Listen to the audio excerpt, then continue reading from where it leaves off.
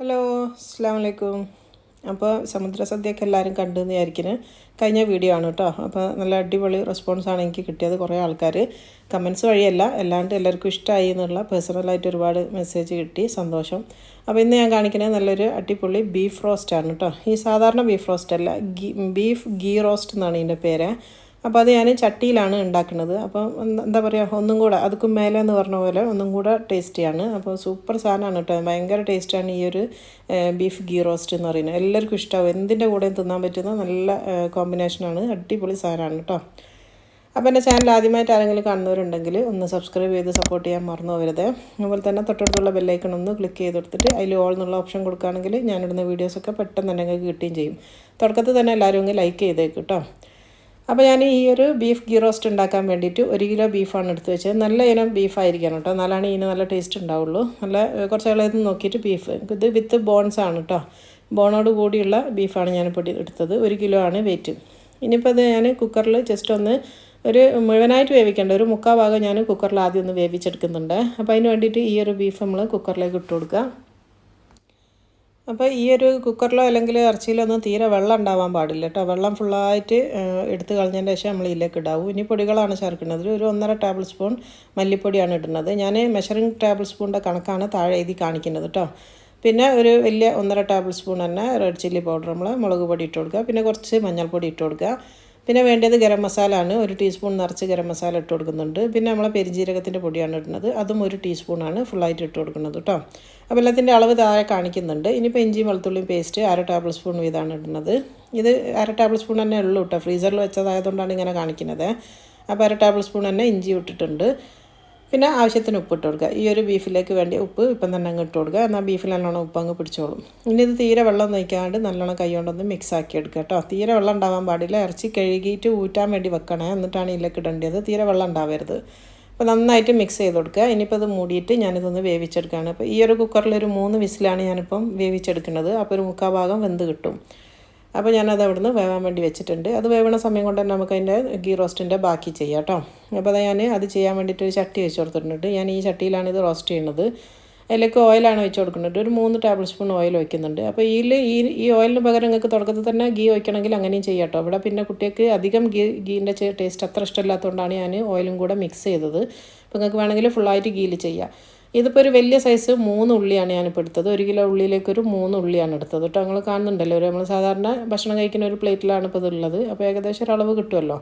ഒരു 3 ഉള്ളി ഞാൻ സ്ലൈസ് ചെയ്ത് വെച്ചതാണിത്. അതിനൊന്ന് വാട്ടിയെടുക്കണം.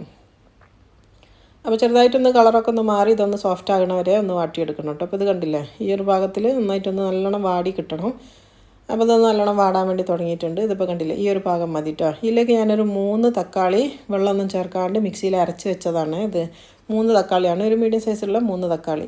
ആ മിക്സിയിൽ അരച്ച് വെച്ചത് അത് ഇതിലേക്ക് ഒഴിച്ച് കൊടുക്കുക. ഇനിയിപ്പോൾ ഇത് നന്നായിട്ടൊന്ന് വാട്ടിയെടുക്കുക എന്ന് പറഞ്ഞാൽ ഇതിൻ്റെ പാകം ഈ ഒരു തക്കാളിയിലുള്ള വെള്ളം മുഴുവൻ ഒന്ന് വറ്റി കിട്ടണം. അതാണ് പാകം എന്ന് പറയുന്നത്. അപ്പോൾ ഞാൻ കാണിച്ചു തരാം. ഇതാണ് കേട്ടോ. അങ്ങനെ ഇളക്കി നോക്കുന്ന സമയത്ത് നിങ്ങൾക്ക് മനസ്സിലാവും ഇതിലിപ്പോൾ തീരെ വെള്ളമില്ല, തക്കാളിയൊക്കെ നന്നായിട്ട് വാടിയിട്ടുണ്ട്. ഇതാണ് പാകം എന്ന് പറയുന്നത് കേട്ടോ. ഇനിയിപ്പോൾ നമ്മൾ ഇതിലേക്ക് ചേർത്ത് കൊടുക്കേണ്ടത് എന്താണെന്ന് വെച്ചാൽ, നന്നായിട്ട് വാടിയെന്ന് കണ്ടു കഴിഞ്ഞാൽ കുറച്ച് കറിവേപ്പില കേട്ടോ, കുറച്ച് കൂടുതൽ തന്നെ കേട്ടോ. നാടൻ റോസ്റ്റാണ്, അതുകൊണ്ട് തന്നെ കുറച്ച് കൂടുതൽ കറിവേപ്പില ഇട്ട് കൊടുക്കുക. ഇനി അതും കൂട്ടിയിട്ട് നന്നായിട്ടൊന്ന് ഇളക്കിയെടുക്കുക. അപ്പോൾ അത് അടി പിടിക്കാൻ പാടില്ല. അത് കണ്ടില്ല, അങ്ങനെ എണ്ണ തെളിഞ്ഞ് വരണം. ഞാനിങ്ങനെ വടിക്കുന്ന സമയത്ത് നിങ്ങൾ കാണുന്നുണ്ടല്ലോ. ഇനിയിപ്പോൾ നമ്മളെ ബീഫ് ഒന്ന് റെഡി ആയിട്ടുണ്ട്. അതൊന്ന് തുറന്ന് നോക്കുകയാണ്.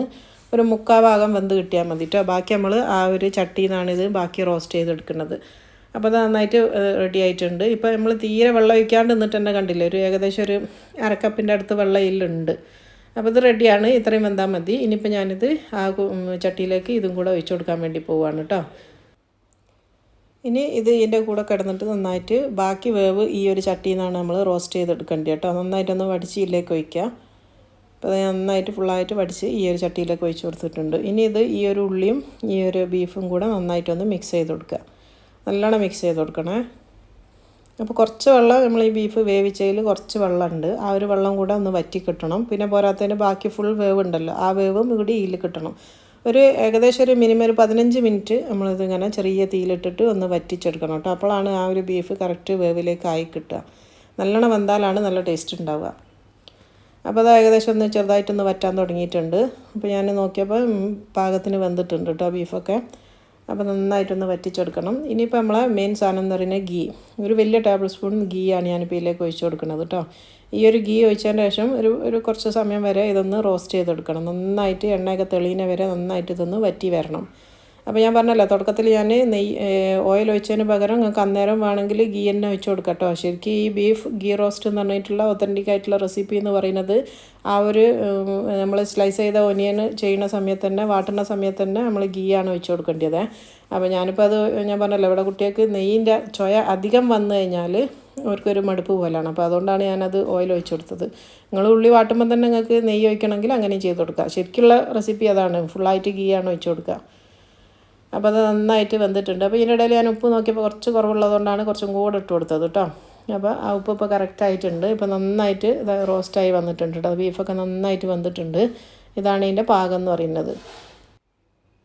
ഇനിയിപ്പോൾ ഞാൻ ഇതിപ്പം വീഡിയോ ആയതുകൊണ്ട് ചെറുതായിട്ടൊരു കളർ വരാൻ വേണ്ടിയിട്ട് റെഡ് കളർ കുറച്ച് ചേർത്ത് കൊടുക്കുന്നുണ്ട്. ഇത് ഓപ്ഷണലാണ്, നിങ്ങൾക്ക് വേണമെങ്കിൽ ചേർത്താൽ മതി. ഞാനിപ്പോൾ വീഡിയോ ആയതുകൊണ്ട് മാത്രമാണ് ചേർത്ത് കൊടുക്കുന്നത് കേട്ടോ. അപ്പോൾ ചെറുതായിട്ടൊരു കളറൊന്ന് ഒരു ഇതിലേക്ക് വരാൻ വേണ്ടിയിട്ട് കുറച്ചേ ചേർത്തിട്ടുള്ളൂ കേട്ടോ. ബാക്കി ഫുള്ള് വെള്ളമാണ്. ഒരു ചെറിയ ഒരു എന്താ പറയുക ഒരു ഡ്രോപ്പ് ചെറിയൊരു ഇതിലേ ചേർത്തിട്ടുള്ളൂ. നിങ്ങൾക്ക് കളർ കണ്ടാൽ മനസ്സിലാവും, വല്ലാണ്ടങ്ങ് കളർ ചേർത്തിട്ടില്ല. പിന്നെ ഞാൻ ഫോട്ടോ എടുക്കുന്ന സമയത്തൊക്കെ എനിക്ക് ലേശം ഒരു കളർ വേണ്ടിയതുകൊണ്ട് മാത്രമാണ് ഞാനിപ്പോൾ ചേർത്ത് കൊടുത്തത്. നിങ്ങൾ വീട്ടിലുണ്ടാക്കുകയാണെങ്കിൽ ചേർക്കേണ്ടില്ല. ഇപ്പോൾ ഇത് കണ്ടോ എണ്ണയൊക്കെ നല്ലോണം തെളിഞ്ഞ് ആ ഒരു നെയ്യൊക്കെ നല്ലോണം തെളിയാൻ തുടങ്ങിയിട്ടുണ്ട്. ഇപ്പോൾ ഇത് കറക്റ്റ് പാകത്തിലാണ് കേട്ടോ. ഈ ഒരു പാകത്തിലാണ് ഉണ്ടാവേണ്ടത്. അപ്പോൾ ഇത് കണ്ടില്ലേ ബീഫിൻ്റെ ആ ഒരു ഉള്ളിയൊക്കെ നന്നായിട്ട് കുഴഞ്ഞ് നല്ലൊരു പാകത്തിലായിട്ടുണ്ട്. ഇത് ഞങ്ങളിവിടെ പൊറോട്ടൻ്റെ കൂടെയാണ് കഴിച്ചത്. സൂപ്പർ ടേസ്റ്റാണ് പൊറോട്ടൻ്റെ കൂടെ. ചപ്പാത്തിൻ്റെ കൂടെയും പത്തിരിൻ്റെ കൂടെയും വെള്ളപ്പത്തിൻ്റെ കൂടെ എല്ലാത്തിൻ്റെ കൂടെ മാച്ചാകുന്ന നല്ലൊരു ഗീ റോസ്റ്റാണിത്. അപ്പോൾ സാധാരണ നമ്മളെപ്പോഴും ബീഫ് റോസ്റ്റ് എപ്പോഴും എല്ലാവരും ഉണ്ടാക്കുന്ന സാധനമാണ്. പക്ഷേ ഈ ഒരു ഗീ വെച്ചിട്ടുള്ളത് നിങ്ങൾ ട്രൈ ചെയ്ത് നോക്ക്, എല്ലാവർക്കും ഇഷ്ടമാവും, നല്ല ടേസ്റ്റിയാണ്. അപ്പോൾ ഞാൻ ഇതിൻ്റെ മേലെ കുറച്ചും കൂടെ കറിവേപ്പില വെച്ച് കൊടുത്തിട്ടുണ്ട്. കറിവേപ്പിലയും കൂടെ ഇട്ടതിന് ശേഷം നമുക്കിത് മൂടി വെക്കട്ടെ. ഞാനിപ്പോൾ തീ ഓഫ് ചെയ്തിട്ടുണ്ട്. അപ്പോൾ അതോട് മൂടി വെക്കുക. ഇതിപ്പോൾ റെഡി ആയിട്ടുണ്ട്. അപ്പോൾ ഈ ഒരു ഇന്ന് കാണിച്ച ഈ ഒരു ഗീ റോസ്റ്റ് നിങ്ങൾക്ക് എല്ലാവർക്കും ഇഷ്ടമായിരുന്നെങ്കിൽ ലൈക്ക് ചെയ്യാനൊന്നും ആരും മറന്നു പോകരുത്. അപ്പോൾ ഞാനിപ്പോൾ ഇതൊരു പ്ലേറ്റിലേക്ക് വിളമ്പിയിട്ട് കാണിച്ചു തരാം കേട്ടോ.